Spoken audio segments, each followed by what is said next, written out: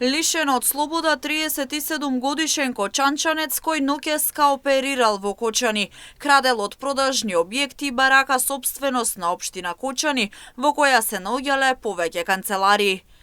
Полициски службеници од Оделението за внатрешни работи Кочани при СВР Штип по преземени оперативни мерки и активности расчистија 6 кривични дела, од кои 5 кривични дела тешка кражба во обид и една тешка кражба извршени ноќта на 21 кон 22 април во Кочани. Кривичните дела тешка кражба во обид били извршени во барака на улицата Раде Кратовче, собственост на општина Кочани, во која имало 3 службени простории, една на Црвен крст, една на Центарот за социјални работи и една на пратеникот Миле Левков од Кочани, како и во правно лице за брзи кредити и еден продажен објект.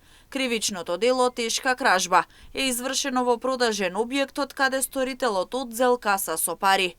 Поради постоење основи на сомнение дека е сторител на делата, на 22 април од слобода е лишен 37 годишниот Ера од Кочани.